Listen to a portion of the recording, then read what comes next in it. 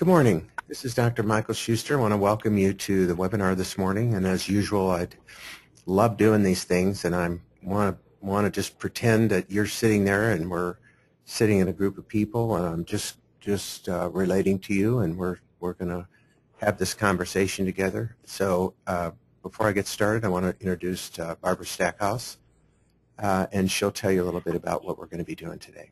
Go ahead, Barb. Thanks, Dr. Schuster. This is Barb Stackhouse. I am one of the coaches here at the Schuster Center, and I'd like to welcome all of you to the webinar. Thank you so much for joining us. We do appreciate that. I think as of this morning we had about over 90 people registered, so we're excited to see how many are joining us today. So I see names continuing to pop up, and that's always fun. Dr. Schuster, could you advance to the next slide, please? I'd like to just go over a little bit with you how you can interact with us on the webinar. We love having the interaction. It really helps us to stay engaged with you. And so on the right-hand side of your screen, you'll see a box there that drops down, and there's a place for questions. And so you can type in questions that you have for us. I don't know that we'll be able to answer them immediately, but someone will be back in touch with you if you have questions. So please do type in your questions. Also, Dr. Schuster will have a question as we go along through the webinar, or if you just think of things as he's speaking that you want to talk about, just any messages you want to get to us, you just type in that area where it says questions. So let's just do a little practice right now. So if all of you could kind of find that place on that panel and answer the question, why did you join the webinar today? What made you, be interested in this topic enough to join in the webinar? So let's just see how we do with that. And as I continue to give you some information here, go ahead and type in your answers under that question box. Also, if you have any trouble with hearing on the webinar or seeing something, the best thing to do is log out and log back in. If I get questions that pertain to issues with the webinar, I'll work on those as much as I can from my end. Also, let you know that we are recording the webinar today. As long as everything goes well, we'll have that recording available on our website, and we also have a YouTube account. So you can look for those online if you go to our website. And I'm not sure exactly when it'll be up, but we'll do it as soon as we can. We really do like your feedback about the webinar, and so just to let you know, at the end of this webinar, we do have a list of all the people who have attended, and we'll be following up with you. So I'd like to let you know that now, and you can plan for that. Again, if you didn't hear my question, we're doing a practice question right now, and you can answer under the questions tab. What compelled you to join the webinar today? And if you would, just type in your answer there in the question box. We would appreciate that. It's always good to hear from you. All right, well, with that, I'm going to hand the mic back over to Dr. Schuster, and we're going to go ahead and get started. So, again, welcome. Thanks, Barb. Appreciate having you as part of the So the topic for today is one that really stimulated me because, we talk to a dentist every day, a new dentist every day, and of course, as many of you know, I'm also a practicing dentist, so I kind of look at it from the outside, but I kind of look at it from the inside. And so you could ask this, well, why would a bad economy be good for practice? So I wanted to go over kind of an outline of what I believe and what I want to share with you today in the next 40 minutes. So turn off your cell phones, turn off the televisions, and just engross yourself for 40 minutes. The economy has shifted. There's many people that are thinking, okay, so what has changed about what's going on? And so I'd like to kind of walk through this with you because I think it's really valuable for you to be aware of it, okay? Whenever there is a recession of 3 years or more, okay, and this recession basically started around 2005, okay, the values change. Models change. Culture really goes through a tremendous shifting, okay? And because of the internet, the world is getting smaller. I mean, the internet allows us to have this conversation, this discussion, this webinar that we would never have been able to do before. It enables us to contact people. It enables you to communicate with people. It enables communities to form that never would have been formed before. And the other thing is there's a vastly different impact on dentists in large cities versus small cities. It's almost like they're two very, very different processes going on. In every big city, there's too many dentists, there's too many accountants, there's too many financial planners, there's too many car agencies, there's too many restaurants, there's too much of everything. Whereas people that live in small cities, of populations of 10,000 and beneath, this is a totally different situation. So, but what has really, really impacted? I mean, the benefits of internet are wonderful. They enable us to do things like this. They enable us to do online training with dentists all over the world rather than having them come to us. They enable us to coach people face-to-face all over the world rather than, so it enables us to deliver what we deliver to the people we work with at half the fee of 5 years ago. But there's disadvantages to the internet. And the disadvantage is the internet has made a commodity out of every product or practice that acts like a product. I mean, if you can buy a watch on the internet for $275, why would you go into a store and buy the exact same watch, the exact same model for $350? People just don't do that. It's changed the entire buying behavior of the public. People buy cars online. They buy clothes online. They buy everything they buy. Not that everything is bought online, but take a look at the bookstores that are going out of business as a result of being able to download books. The changes that the internet has done to even the service industry such as we're in is profound. Okay? So why is a poor economy potentially good for your practice? Well, number one, it forces you to think differently because what worked in the past is no longer working today. Okay? Dentists are literally going out of business every day. Okay? Dentists that are grossing $1.5 million a year are going out of business because they can't pay their bills.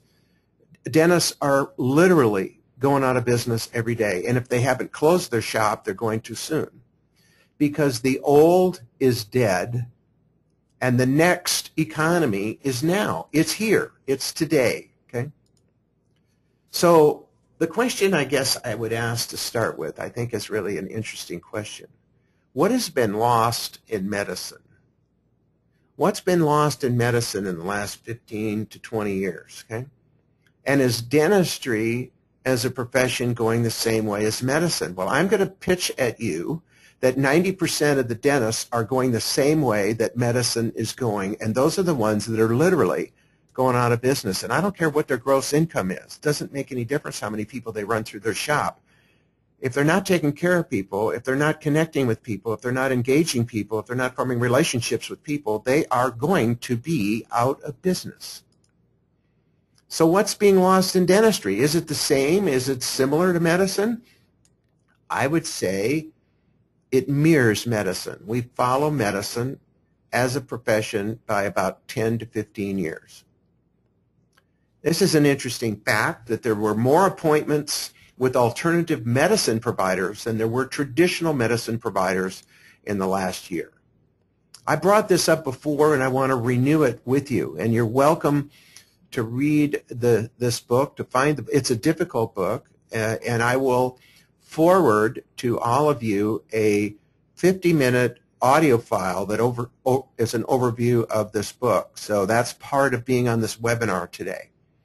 The title of the book is The Fourth Turning by Neil Howe and William Strauss. They're social psychologists and studying behavior. And what they say is this, that we are in, really, as a culture in the United States, and I think the world is in crisis as well, and that this crisis period will last about 20 years. Each one of these phases, these four phases that have repeated themselves for the last 300 years, is plus or minus 20 years. So we are in the crisis phase, and just so you know, it's going to last someplace to the year 2020 to 25. Okay, that's the period of time that it's estimated to last. Then there'll be another phase called the awakening phase, where people begin to wake up, and then there's another phase called the rebuilding phase, and that'll be somewhere around the year 2040 to 2060, and then there'll be another phase, and that'll be when things begin to unravel again, and then there'll be another phase, and that's the crisis again.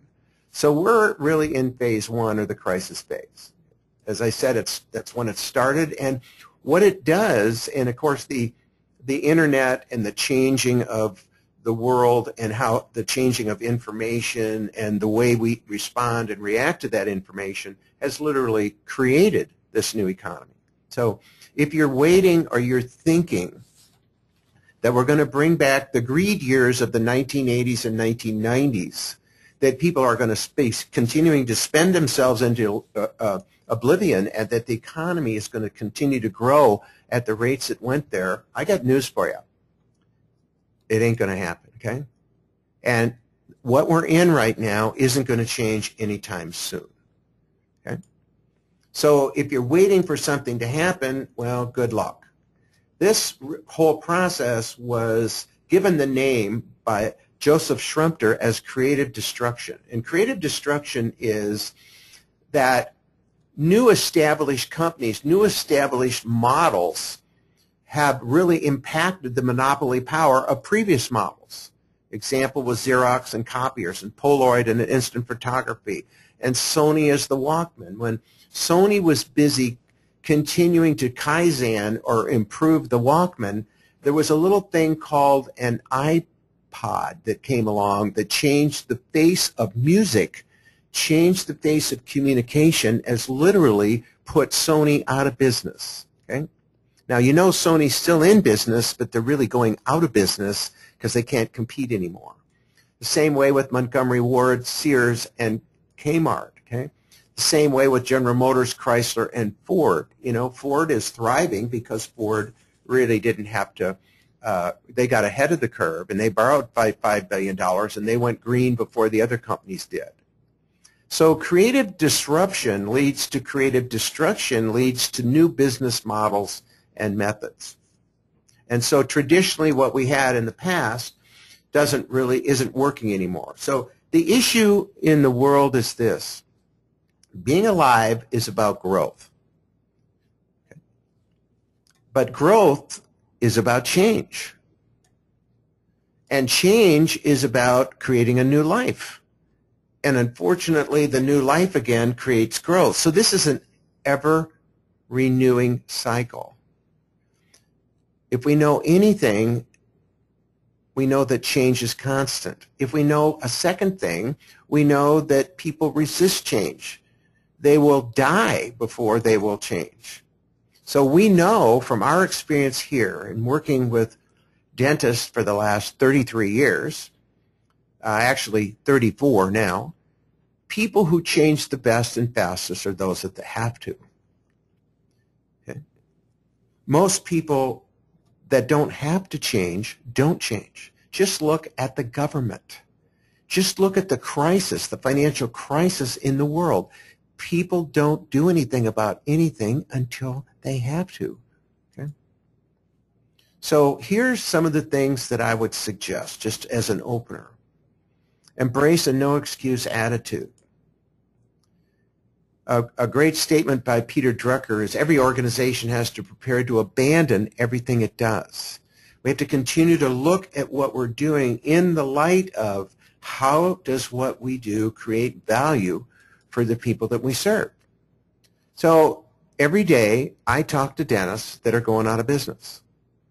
And they're going out of business, and you've all heard about the boiled frog syndrome, that if you put a frog in a beaker of boiling water, the frog will jump out and save itself. But if you put a frog in, and unfortunately, I got to tell you, I hate to admit this, but we used to do this when I was a kid. We did it with crawdads, these little creatures that come out of the little ponds around St. Louis. We get these crawdads, and then we put them in a pan, and then we put them in water, and we gradually increase the heat. And if you gradually increase the heat, see, the change happens gradually. They feel comfortable and they don't get out, and pretty soon they're fried, okay? So these are the 10 reasons you're going to go out of business. What are the 10 top reasons you think that people go out of business? I haven't put these in here. I haven't filled in the blanks, but the 10 top reasons we see dentists going out of business, the one that comes to my mind right now is they overinvest in technology. You know, they buy the CEREC, and then they buy the $70,000 laser, and they just can't wait to get their hands on, well, they've got to get a cone beam, and maybe even a second whatever. And they overinvest in technology, okay? The second reason, that probably the major reason dentists are they overinvest in their facilities, okay? They buy buildings, and they buy big buildings, and then next thing you know, they rent part of it out, and then the next thing you know, because of the real estate crisis, they got nobody to fill in, you know. And the next thing is they don't change. They think that they get stuck, and then they get kind of paralyzed, and they start to procrastinate, and they don't take the kind of training. They don't learn what they need to learn to grow, okay? They don't learn what they need, and then they start feeling the pressure. They start feeling the financial pressure, and then the practice becomes all about them, and they begin to forget about the people that they're supposed to be taking care of. That is, the reason they're in practice is to serve people. The reason they're there is to take care of people, and they forget that because they're too busy taking care of themselves. Or another major reason is they get distracted. They're too busy running their personal life, and rather than running their business, they, so to speak, have put their practice on autopilot, okay? And you know, they take a lot of vacations, they take a lot of time off, they don't pay attention to their practice, they don't grow their staff. So, I mean, this is just kind of a cycle. A dentist told me the other day on the phone, he says, I feel like I'm in a bathtub and I've been going down a spiral for about 4 years, okay? So what I want to say is personal accountability equals growth. Check in with yourself, be honest with yourself, take a look at your last 3 years. Am I growing, not growing? What's happening? Because, you know, when the economy's growing at 10%, it's pretty easy for your practice to grow at 10%. But when the economy's growing at 0%, you know, it's pretty easy to see that you got a negative 5 or 10 or 15%. Anybody that can grow their practice in a negative economy is really doing something special. Really doing something special. And I think the second thing is you got to tap into your village. And by a village, I mean you got to join a community that is making good things happen. You know, people that have been on the road that you're in before. Every day I talk to dentists who are working with consultants going nowhere. And the reason they're not going anywhere is consultants have never really tried to prep an upper left second molar. They've never tried to do a root canal on an upper left first molar. They've never sat in your shoes. So you're joining a community that doesn't know what's going on. So it's very important. So the third thing in times like this is you got to consider the smartest, brightest people you can find and hang out to them as opposed to resisting change, because you and I cannot stop the change that's occurring right now. So we've got to embrace the change so we can progress with it instead of fighting it. Embrace the change, okay? Because it is constant, and not only is it constant, but it's going to go faster and faster than it ever has before because of the technology, because of the internet, because of information, because of the changes in the culture, okay? So leadership failure. These are some keys about leadership failure. Somebody said to me the other day, I got to hire an office manager so I can manage these people. And I said, you don't get it. You just don't get it. You don't manage people. You lead people. You manage things, but you don't manage people. So the prime leadership failure is the ability to learn from mistakes. We all make mistakes. We all have problems.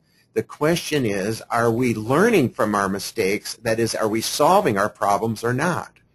A second major flaw is the lack of interpersonal skills. Okay? All leaders have spend a great deal of time and effort communicating, listening to people, finding out what's going on. And the third major is a lack of openness to new ideas. Okay? Now, obviously, you're on the webinar. You're seeking information. You're looking for things. Okay? And the other act of leadership is the statement of I can't do it versus I can do it. People that say they can't do it, stay with me on this. They either don't want to do it, or as Scott Peck has said, 75% of the problems that people have are because they don't have proper strategies and solutions to solve them. So if you say I can't do it, then probably you can't. Whereas if you say I can, then I'm going to suggest to you that there's conclusive proof that you will. Okay? So here's a survival question. What value or values are you specifically bringing to the service you're offering your guests or patients? What value? Because if I can interrupt here just for a minute. Yeah, go ahead. Sorry, I just want you to make sure you type in your answers on the right-hand side. We really want to hear from you. So when Dr. Schuster has these questions, please type in your answers on the right-hand side. Just take a minute now and do that. Thanks, Barb. You're welcome.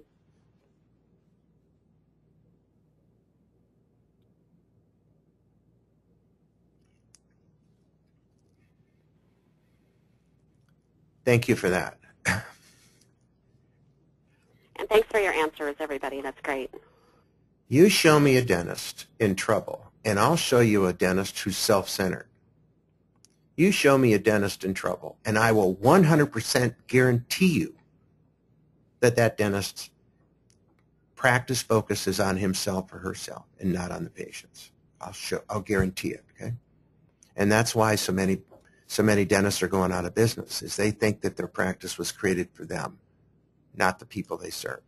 So these are three things you can count on in every recession. Sales will be more difficult. Sales will be more difficult. Competition will increase.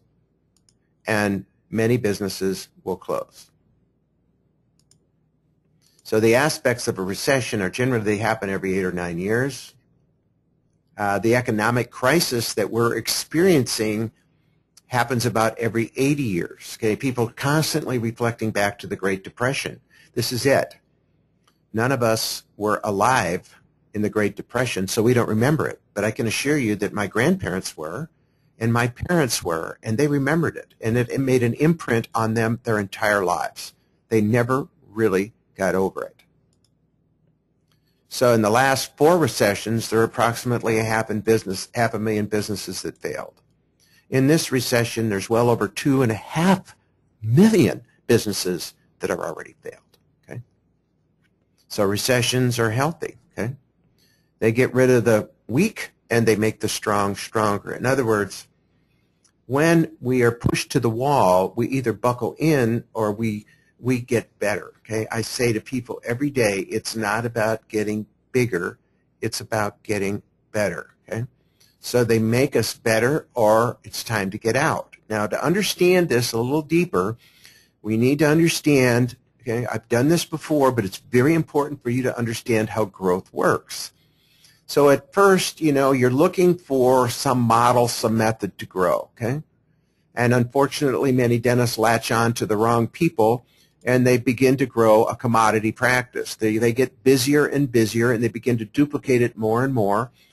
I remember a dentist I talked to, I've mentioned to it, it's just fascinating. He left, he was working in a sweatshop in Utah and he moved to California. He's making $260,000 a year in a sweatshop and he couldn't stand it. So he moves to California and he buys a practice and 5 years later, guess what his practice, what he's got? He's got the same thing he had before because that's all he knew how to do. Only this time he's netting the same amount of money, but he's going crazy and he owns it. Okay? So what happens is, if you're not careful, you get the wrong model, and then you get it bigger. And then at a certain point, everything happens. This is nature, okay? This is the way nature works. This is the way biology works. This is the way businesses work. At a certain point, you just can't grow anymore. Okay? At a certain point, you reach this plateau point.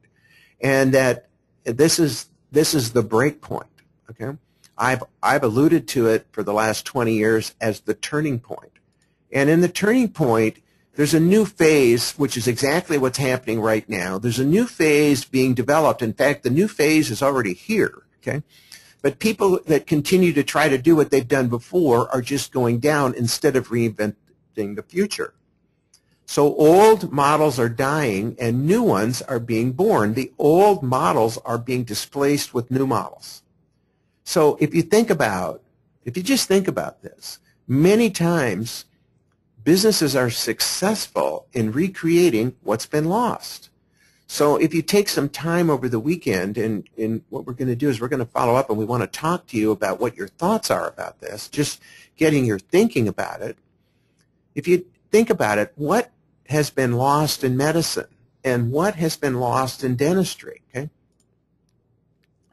So we want to start rethinking about how the world has changed. Okay. So I'm going to walk you through this model and I'm going to do it in a couple different ways because I think it's very profound. Prior to 1990, prior to the 1900s, the world was in an agrarian economy, and what the world did was discover and extract commodities: trees, wood, oil, coal, gas, water. Okay.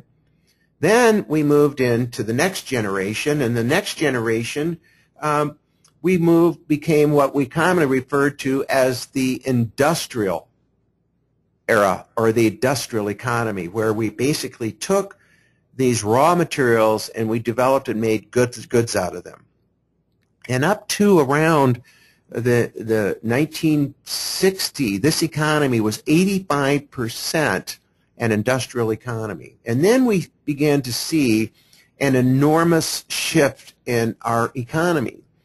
The economy shifted more into devising and delivering services. So today, we moved, in this last 50 years, we moved from 85% industrial to 85% service-oriented economy. So people say, well, what do people do here? Well, they service each other. Okay? And we've outsourced much of the industrial aspect of our world, and we've outsourced it out of the country. Okay? So basically, what has existed in dentistry is commodities, develop services, and devise and deliver services. Okay? And we sometimes go backwards in thinking about the issue of just we're not really servicing people. We're providing them goods. Then along in about 1950, see, these things overlap. Maybe 1955, 60 was another type of economy beginning to develop, and Disney was credited with this, and that was to depict and stage experiences. So in that kind of economy, that really started someplace around in evidence. It more began to evidence itself in the culture from 1990 to the present. And then today, it's more today than ever, it's determining and guiding transformation. So we're going to talk about this a little bit because the culture was very, very different in the agricultural economy. People lived on the farms. They grew a lot of their own food. They ate close to the home. They stayed close. They didn't venture out. And really kind of interesting, they had some pretty close-knit communities. Then this is probably the most massive shift and change that we saw, and this really was the instigator of the Great Depression. Okay, the movement out of farms into cities, and we called them manufactories, where people were doing mindless work that they hated, and the only way you could keep them at their jobs and keep them producing was to pay them bonuses to show up at work and bonuses to do work. Does this sound similar? How many of you have been taught to manipulate your staff with money bonuses? So dentistry as a profession in management is really back about 100 years ago. Okay?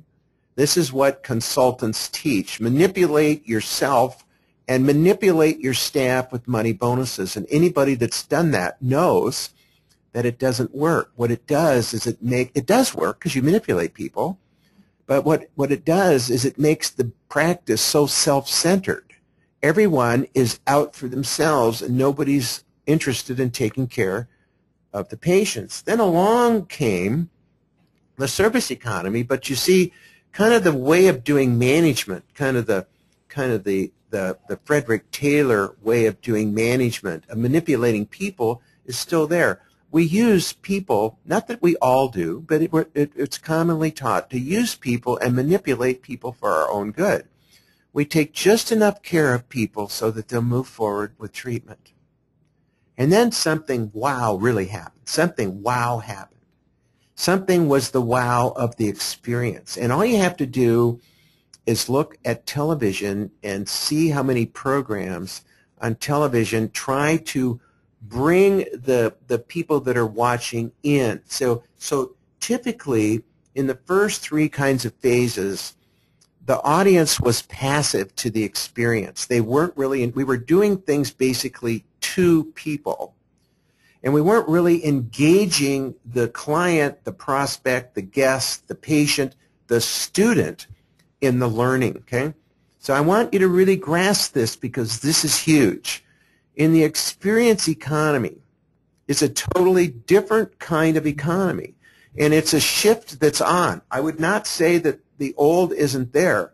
It still evidences itself, but people aren't really happy with it. That's why they're spending more appointments with alternative medicine providers than they are traditional medicine providers.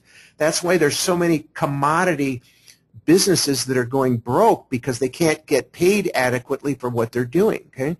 And they're moving people through their practices so fast that it's really a lousy experience. It's not a good experience. And if you think the experience economy isn't important, just have a bad experience with someone and just think how long you remember it, okay? So the last and most significant economy that's coming into place as we speak is the transformational economy, when you're actually designing, pay attention to this, in the organizational phase of your business, you're designing and guiding individual experiences to create transformation. You want to really, your focus is to transform the life of the people you're working for. So often I ask this question. Do you want to fix teeth or do you want to transform lives? Well, if you want to fix teeth, you're a commodity player. If you want to transform lives, you're in the upper echelon. So let's walk through this. This is from the experience economy itself. So let's look at coffee. Coffee as a commodity in the raw bean is 2 cents a cup. That's what it costs today. Now, if you go to a store and you buy a package of coffee, ground or unground, the store sells it, and you basically pay approximately 20 to 25 cents a cup for your coffee. Now, if you go to a run-of-the-mill diner someplace, you can buy a cup of coffee for 95 cents, 85 to $1.25.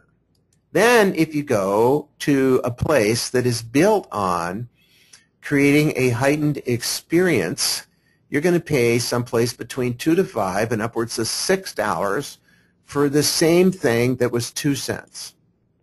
So here's the problem.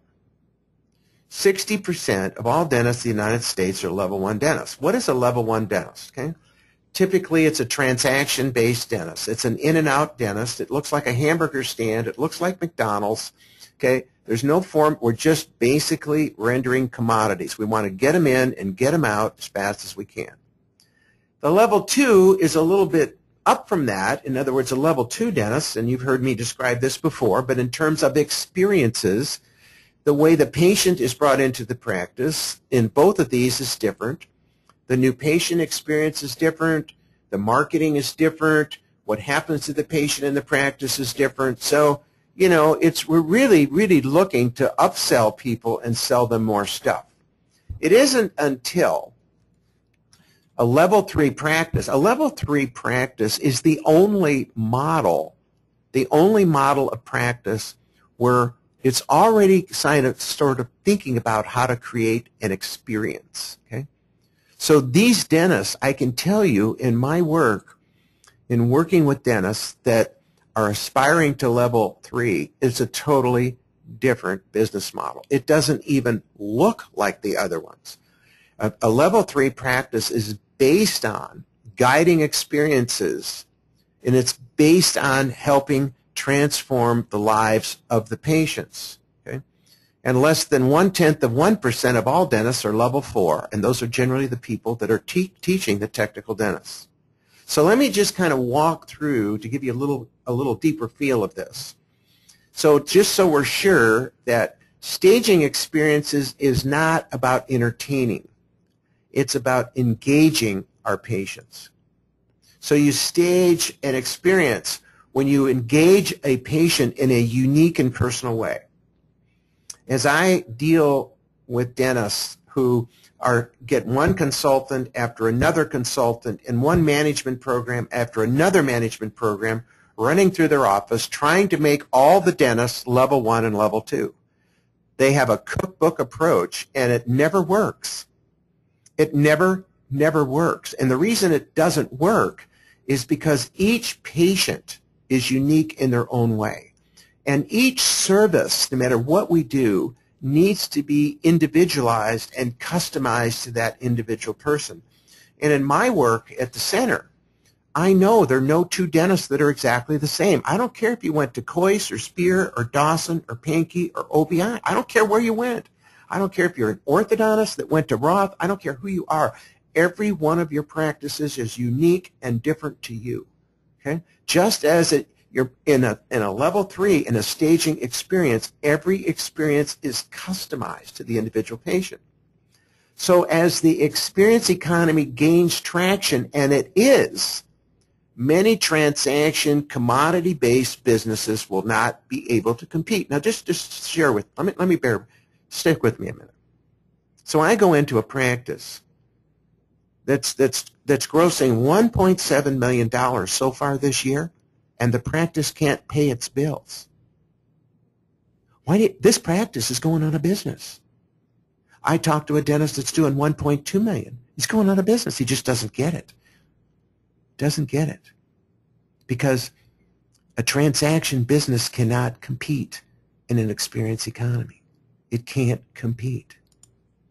So if you are to truly engage patients in the experience, the patient must be actively engaged in the process. Do you see the difference?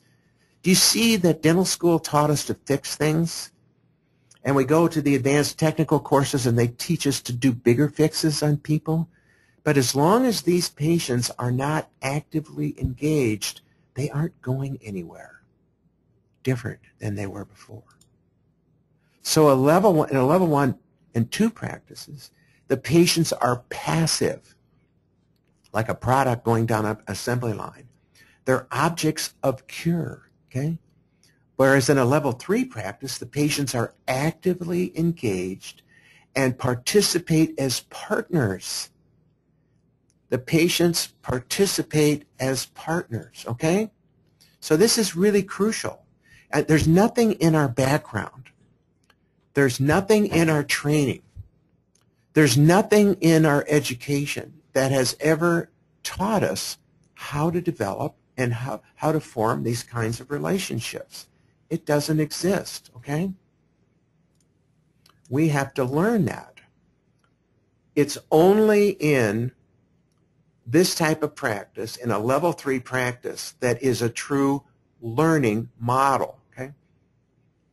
So many times I'll see people teaching people things where the patient is passive and they're not really learning anything. The only way learning happens is you take an idea, you engage the client or student in the process because they have interest in learning something, and you teach them and you give them feedback. Teach feedback, okay?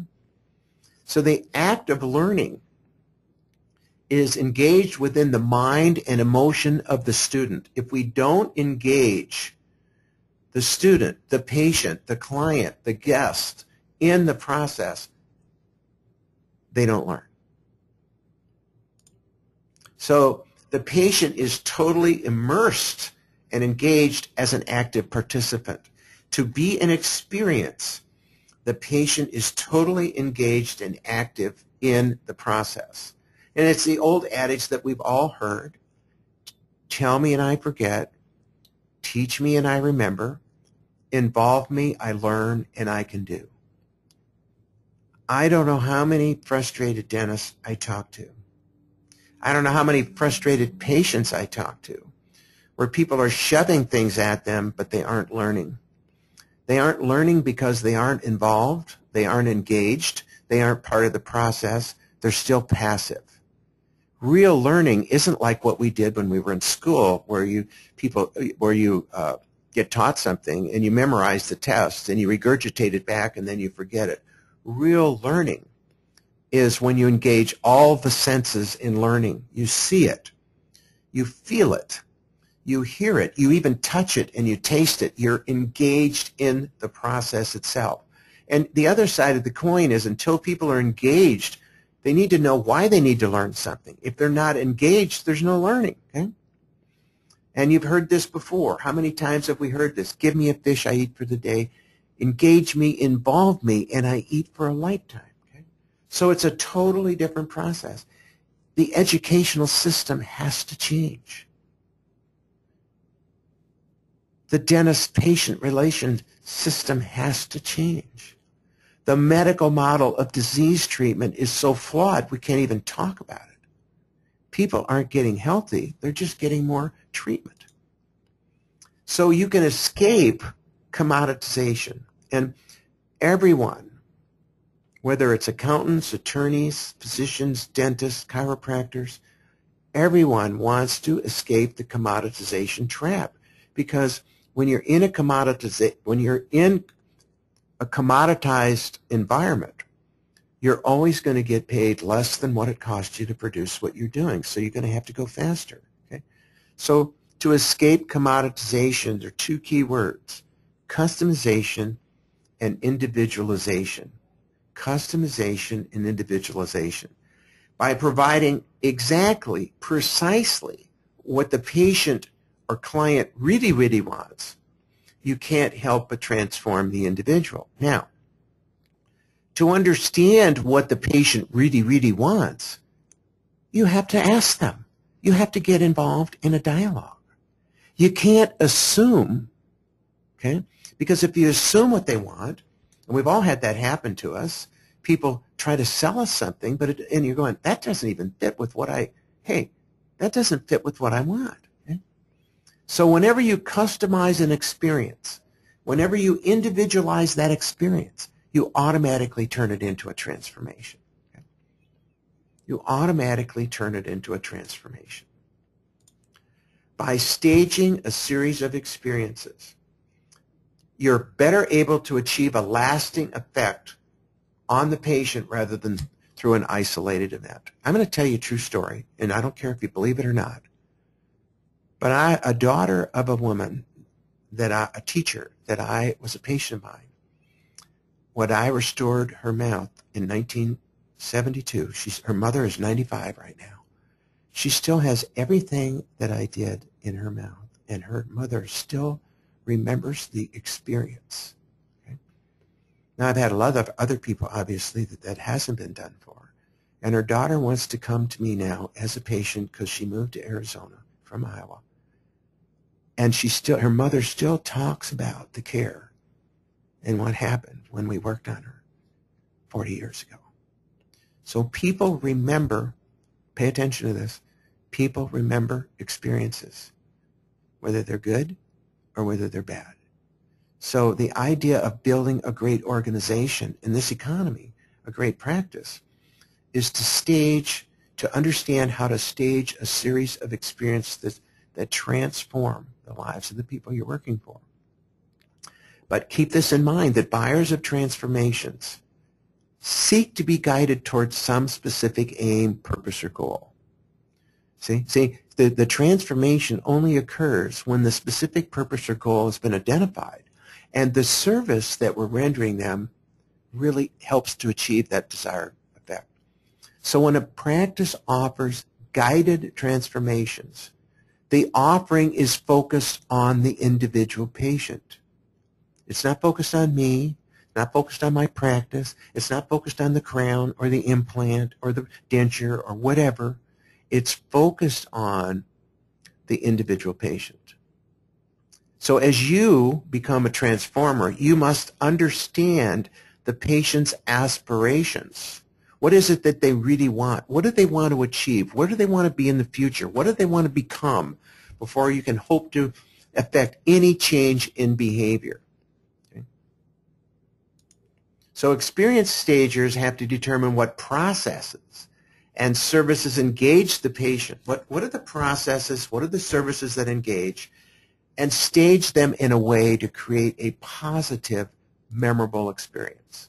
So number one, as a review, have to diagnose the aspirations. Without a proper diagnosis, patients can't achieve their aspirations. Without a proper diagnosis, you can't take patients through staged experiences that lead to transformation. So you have to do a gap analysis, okay? You have to do the gap. What does the patient really need to become, and how far away is that person from fulfilling those needs within herself or himself?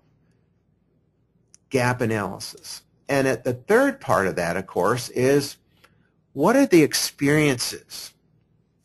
What are the experiences that we need to organize to build the transformation? Now, I understand that dental school didn't prepare you or me for any of this. I understand that.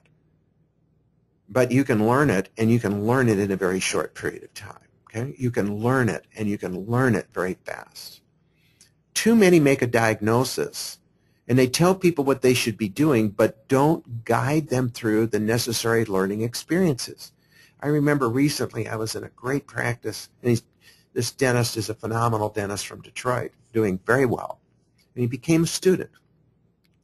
And when I interviewed his staff members, he said, we've become the consultant of the month club. People are always coming in here telling us what we should be doing, but they never have given us the ladder to be able to get to where we want to go. And I asked her for permission, and I've used that. That is so powerful. In other words, people come in and tell you what to do, but they don't guide them through the process to enable them to accomplish it. Okay? That's why consulting fails. It's the major reason it fails. Number one, you get the wrong information, but number two, you're becoming a cookie cutter. It's not even what you want. Okay? Too many consultants and too many dentists on the road most traveled are telling people what to do, but don't have the strategies or processes to guide them through the transformations that they even need or want. So here's the dilemma. I like to go through this. Here's the dilemma of where dentistry is today and where you may be or maybe not be. Okay? But I'm putting all this in place because I want to go back because there's less and less demand for level 1 and 2. And you say, that's ridiculous. 95% of dentists are level 1. Yeah, they're all competing with each other there. It's a real mess, okay? Every dentist in the world wants to do implants today. Every dentist in the world wants to do orthodontics. Every dentist in the world wants to do endodontics. I mean, everybody's competing with everybody. Okay? And that gets into the need for lower fees, which immediately takes you into commoditization, the need for greater volume, which leads to less personalized care and better care, collection, rapid patient turnover, dental legal, high overhead, image of the dentist as a money-grabbing entrepreneur. So here we are. Not the greatest picture in the world, but I pulled it out for you. I think that if I've ever seen it before, a dentist in dentistry is at a crossroads. Which way do I go? Okay, and remember, it's your actions, not your intentions, that determines what you get. So, level 1 and level 2 are very, very different than level 3. I mean, they don't even look alike, act alike. They aren't alike. They're totally different levels of emotion that goes with all of these. And I reminded a young dentist I talked to today of a statement that my wife gave me. And the statement is, you're responsible for the energy you bring into a room. So you're either going to bring negative energy, you're going to be positive energy, you're going to bring enabling energy into the room. And here's another thing I want you to take to the bank. Within 5 years of practice, your practice mirrors you. Within 5 years of being in practice, the patients that come to you are seeking you out because you're rather like them. Okay? So if you want to be healthy and you want your patients to be healthy, your practice really is quite different. So I would encourage you to choose a path. Okay? One path leads to level 1 and 2, and another leads to level 3. Okay? So I don't know what is the right way for you. Okay? I'm not here to tell you what you should do. I'm just pointing out to you that I think what I see, not because it's theory, but because I talk to people every day. Okay? I think the level 1 and level 2 is the road most traveled. Okay? So sometimes you hear a voice through a door calling you. Turning toward what you deeply love saves you. So the type of practice that you should focus on and the people that you should begin to hang around with, the community that you should join, even though it's a smaller community, is a community that are on the road that you want to go to. One of my favorite books, it's worn torn, is The Road Less Traveled by Scott Peck. I have to say that I read parts of it probably every week and have for years. And so here you stand, and here's the great poem, "Two roads diverged in a yellow wood, and sorry I could not travel both. And be one traveler long I stood, and looked down one as far as I could to where it bent in the undergrowth. Then took the other as just as fair, and having perhaps the better claim, because it was grassy and wanted wear, fewer were on it, though as the passing there had worn them really about the same. And both that morning lay in leaves no step had trodden black. Oh, I marked the first for another day, yet knowing how way leads on to way, I doubted if I would ever come back. I shall be telling this with a sigh. Somewhere ages and ages hence, two roads diverged in the wood, and I took the one less traveled by, and that made all the difference." So the choices are always for you. It's your life. Is the practice you have worth the practice you're giving up? Is the life you have worth the life you're giving up? I can only answer those questions for me. See? But what we'd like to do, and what we're going to do, is Corbin and I are going to give you a call, and we're going to visit about it a little bit and see what you think. What's right for you? What's the right direction for you? Okay? So I'd like to thank you for being here. I love doing these things. I love to be able to express myself. I hope that it's useful for you. I hope it's meaningful to you. And I wish you all the best of Christmas holidays and also a great new year. 2012 promises to be challenging for many and wonderful for few. Take care. Bye. And this is Barb again, and I just want to say thank you for joining us and appreciate all of you being here. We did have several alumni that had joined us, and so I especially thank you and encourage you to invite a friend along the next time to listen in on the webinar. So we really do appreciate that. If you're interested in learning how to have this type of practice and be profitable having this type of practice, that's what we do here at the center. So I encourage you to take that call from Dr. Schuster or Corbin when they're contacting you. I also will make sure that you do receive that audio file that Dr. Schuster mentioned in the webinar. I have a note about that, and you'll all be getting an email with that audio file about the fourth churning. So that should be coming. Watch for that in your email. Again, thank you for joining us, and I do hope you'll join us again on another webinar. Take care, everyone, and have an awesome